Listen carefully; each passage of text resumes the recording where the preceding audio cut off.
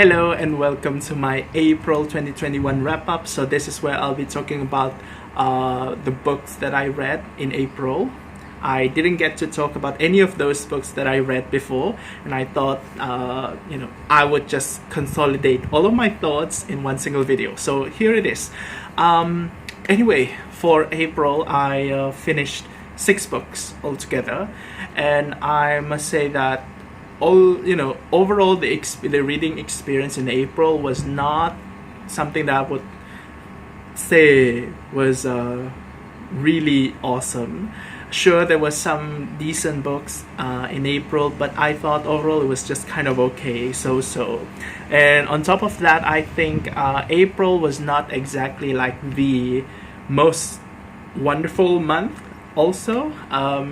Again, nothing bad really happened, but it's just that April was a little bit hectic in terms of my non-bookish life. Things were kind of moving somewhat fast, and so I thought that kind of affected the reading a little bit. But anyway, everything was good, everything was cool, and overall it was still okay.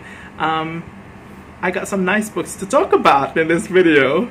Anyway, I read 6 books, so I'm going to talk about the first book, which is Eleanor, Oliphant is Completely Fine. So this book was written by Gail, Honeyman, and I actually started reading this book in March, and I thought that this book is pretty nice. It was kind of uplifting in a way. Something that some people would consider as uplit, where you have characters just receiving this kind of epiphany about themselves that make the readers feel kind of warm inside. So this is that kind of book. So if you are interested in reading a book that has that kind of positive element in it, so this is one of the books that you can try. Anyway, this book actually has its own share of doom and gloom as well.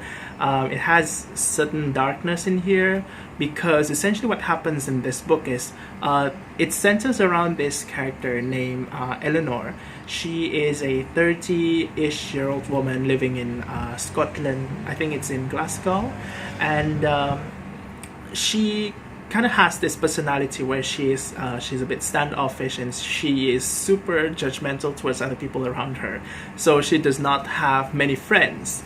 And one evening she sees this musician performing, and she thinks that this musician is the person who is meant for her soulmate. And she's so convinced by this, she kind of develops this kind of obsessive infatuation towards this musician, that she starts to just kind of improve her appearance and plan on the encounter where he could kind of just meet with this musician and just kind of hopefully kicks off their romantic relationship. But at the same time, in her quest towards this goal, we also, as readers, we also learn about what happens with Eleanor's past, like what actually happened in the past that caused her to be this kind of person as she is as an adult. And we learn stuff that involves some sort of trauma, family issues, trouble in their childhood. Basically, that is where most of the darkness in this book comes from. So this book, I would say, without spoiling anything, it is a book about character development. So if you are interested in that, then I would say that this book is a nice book to try. I also kind of like the fact that this book does not really care about trying to be literary or edgy or anything. It's just there to tell its story. And so I kind of like that quality about this book. However, I think that this book is it's okay.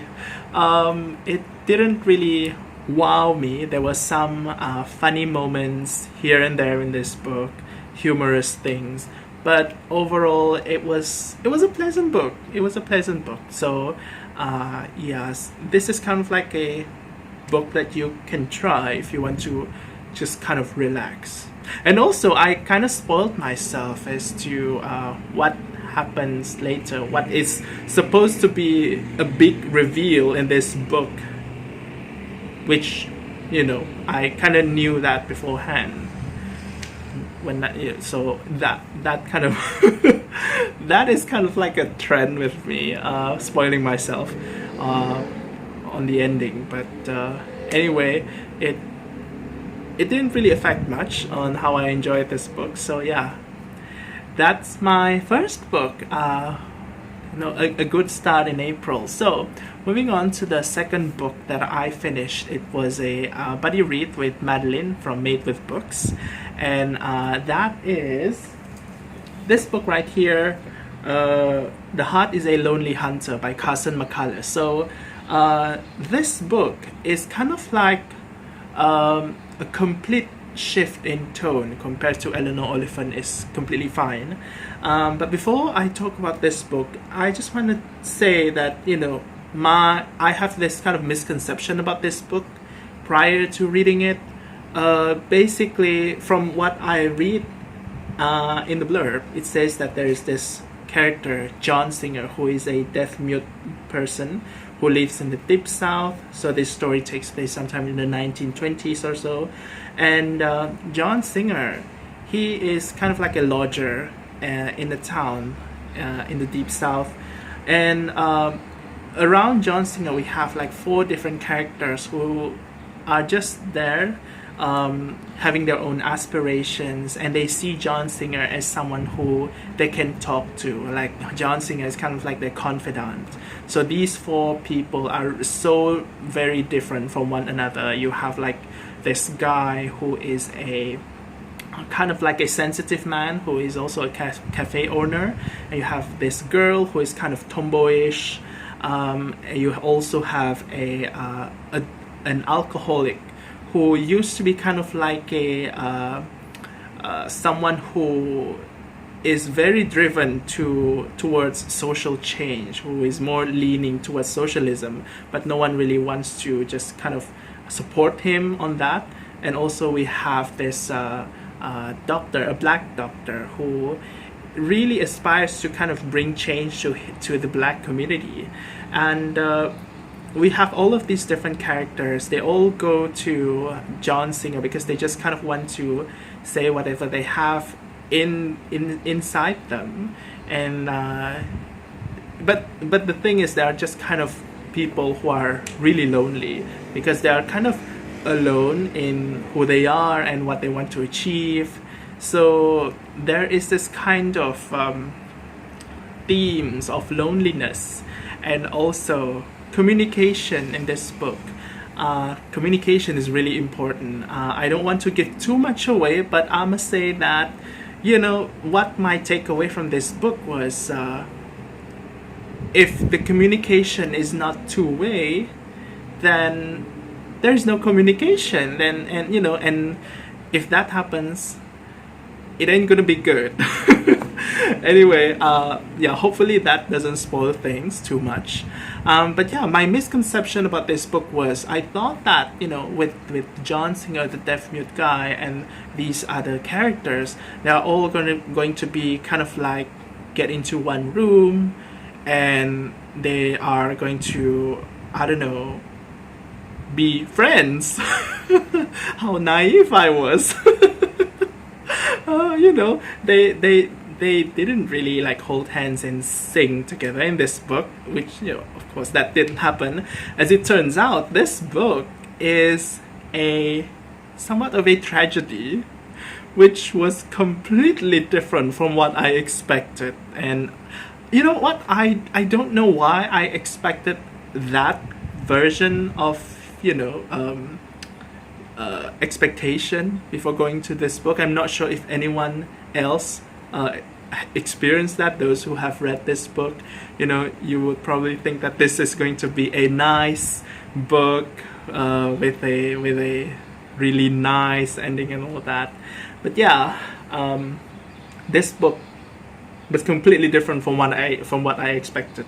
Anyway, I thought that this book is kind of also at the same time depressing, and in April I was not really into that kind of mood, and so I didn't really like enjoy this book very much. I gave it 3 stars because I thought that it had some really nice themes in it.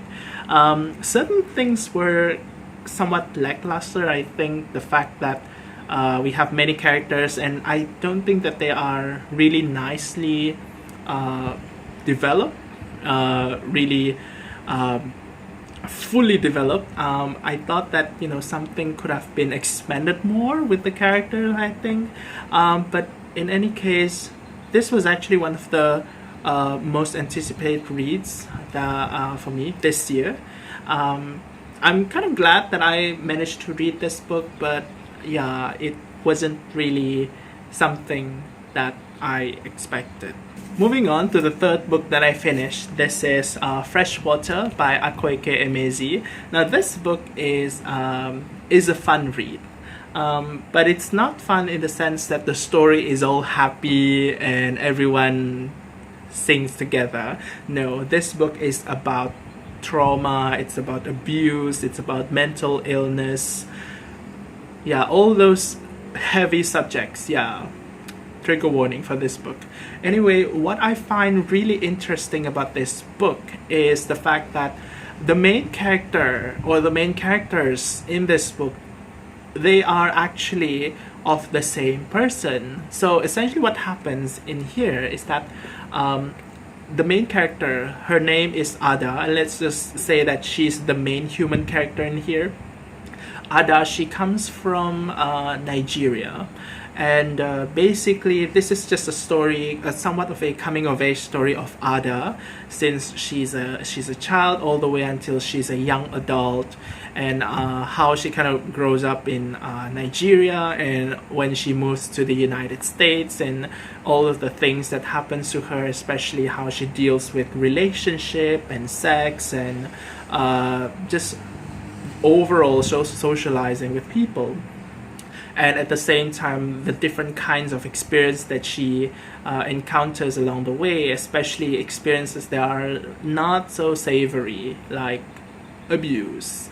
And Ada, she actually has dissociative identity disorder, and but what I find really interesting is that her mental condition is kind of being reinterpreted as this sort of, her different personalities are being written as the presence of these deity-like figures residing inside her body. It's kind of like this, the term used was Okbanje in this book, which is kind of like a supernatural beings in African folklore. And I just find the way that the author represents this DID, all these different kinds of personality, as some sort of a totally dissociated from the main human person, and made them to be like kind of these spirits from different sides of the world, and they all just kind of have their own personalities and strengths and weaknesses.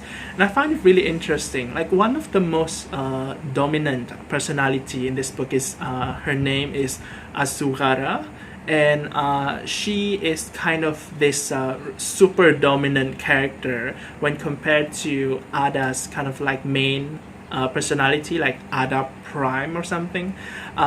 When compared to Ada's main personality, Asugara is very, very assertive. She's very confident. She is also very out there, very sexual, and she just pretty much asserts her presence right there and then in Ada's body. And you also have different personalities. That one is named Saint Vincent, who is kind of like this male personality, which is really interesting because it kind of shows this the way that Ada is kind of like identifies herself as non-binary individual. So the way that is being presented, it's been written like there is this male personality residing in her, and that male personality also had his name. So I think this is really interesting. It's really fun. It's really great to see like different kinds of interactions that happens between Ada and Asugara and all of the other kinds of personalities, and how all of these personalities they interact with the things that happen in the outside world. So yeah, it's just really fun to read this book. You do feel some sort of distance with the main character. I would say that is certainly something that happens in here. We don't really get to see like Ada talk about herself most of the time, because much of the spotlight is given to the assertive character Asugara. But anyway, I think that this is a really nice book to read. Somewhat heavy, but quite nice. So the next book that I finished was The Fall of the Imam by Nawal el-Saadawi. So this book is originally written in Arabic, and it was translated into the English by Sherrif Hetata. So this book, I actually started reading this book in February, but even though it's a fairly short book, I kind of felt that I struggled a little bit in this one right here, even though actually sometime in the beginning I was able to read this book fairly quickly, but then towards the end I thought that the book was it was starting to lose me in the process of reading it.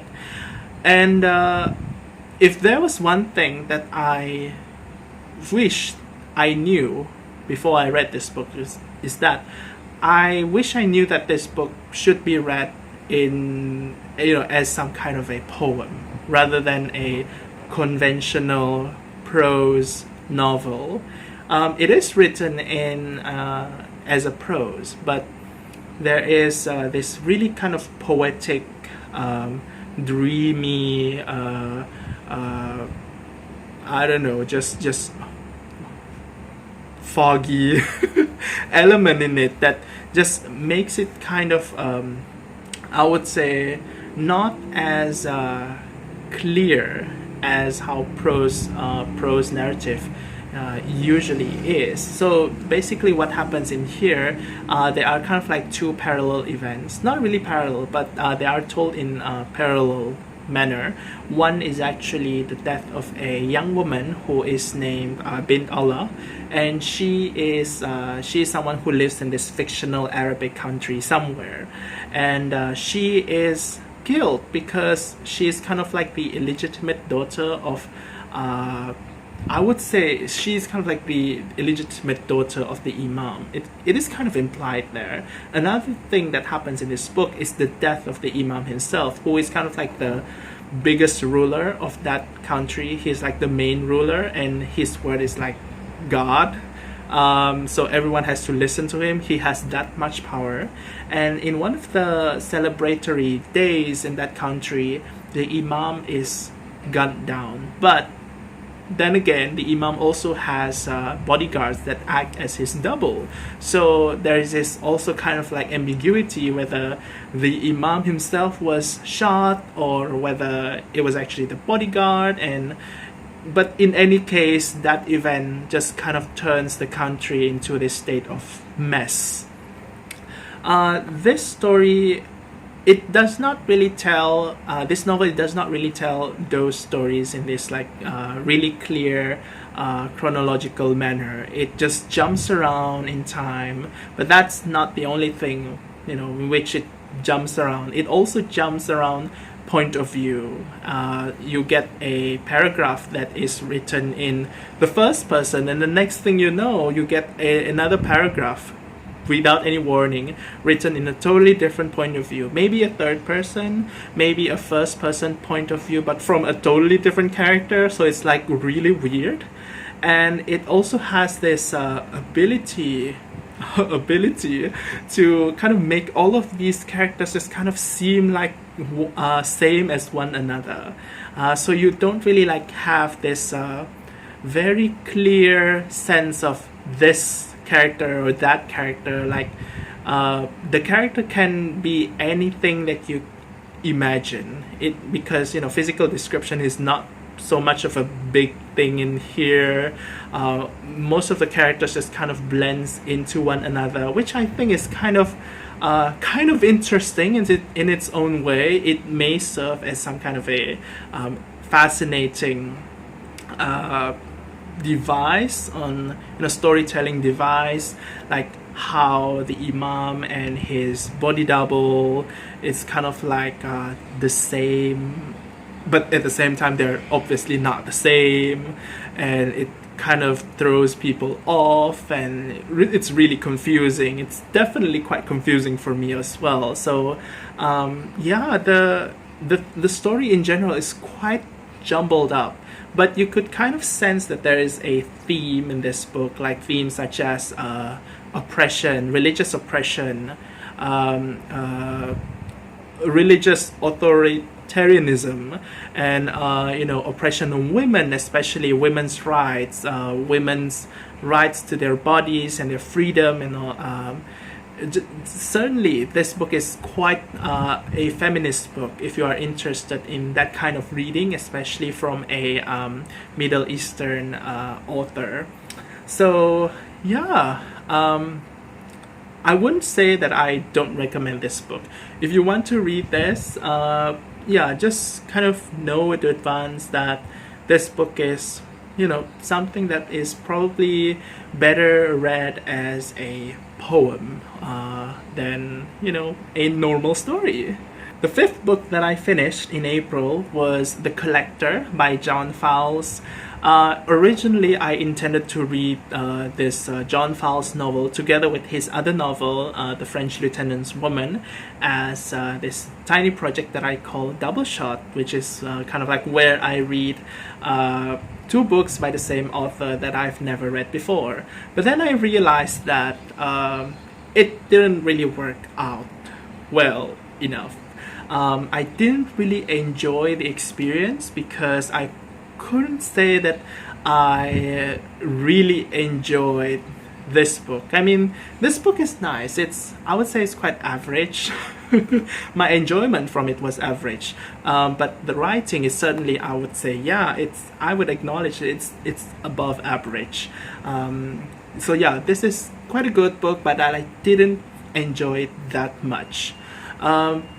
But it is an interesting book. It is a very interesting book. Anyway, for the Double Shot, I don't think I will continue doing that for the time being, because the experience with this book didn't really work out. So back to this book.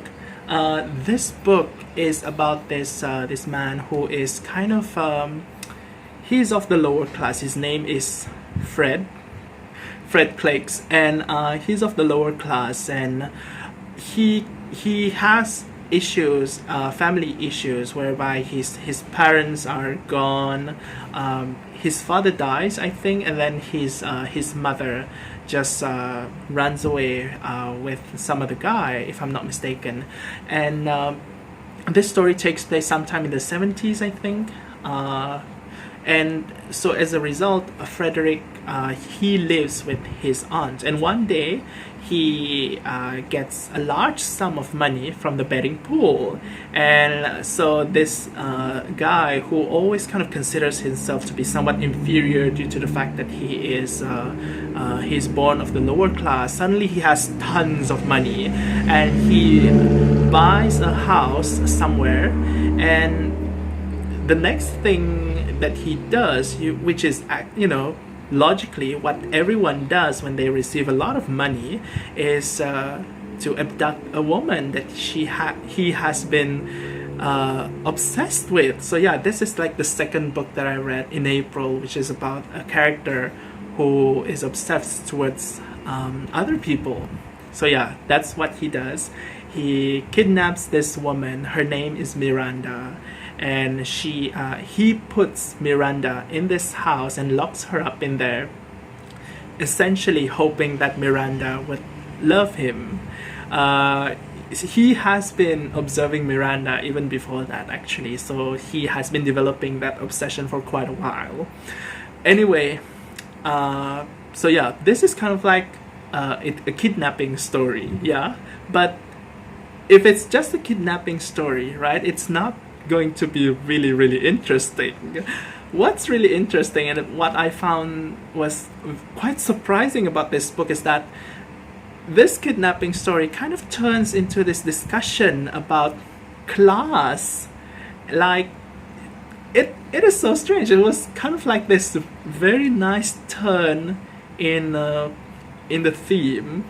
In fact, I kind of already sussed out that this book was going to talk about class when it was really preoccupied on talking about how Fred's family background is of this lower class, and he has his eyes on this woman, Miranda, who is of the upper class and all that. I kind of suspect that it was going to put towards that direction. But when the kidnapping happens, when interaction between Fred and Miranda becomes more, it is more obvious that this book is going to talk about class. And what exactly it talks about is that basically Fred, even though he receives a lot of money, and he still kind of has this feeling that he's somewhat inferior, and he feels that he can't really like measure up to someone like Miranda, who is of the upper class, who is supposedly more refined, who has, I don't know, better taste, better education than him. And when you talk about the fact that Fred kidnaps Miranda, then you can say that, yeah, Fred has physical power over Miranda, like he has the upper hand, obviously, but at the same time, because Fred is kind of struggling with this inferiority complex, in a way Miranda has that power over him. So it's kind of like, this book is kind of like this tango of power, which I find it's like so nice. It's like, wow, I didn't expect it was going to be like that. Anyway, Miranda in this book, this is what I observed, but Miranda, she is also kind of like a savvy character. She is aware of the fact that she is of the upper class.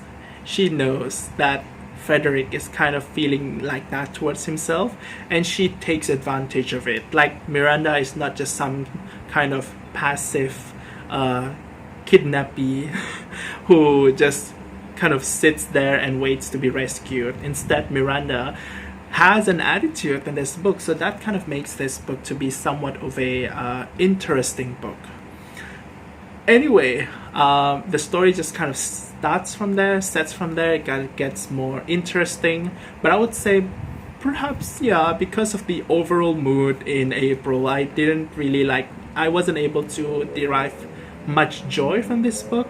I think if I were to have read it like in a different month, then I might have enjoyed it differently. Anyway, this book has such an interesting way of exploring the themes of class and power. So if you are interested in that kind of stuff, you should totally just read this book. Like, get it.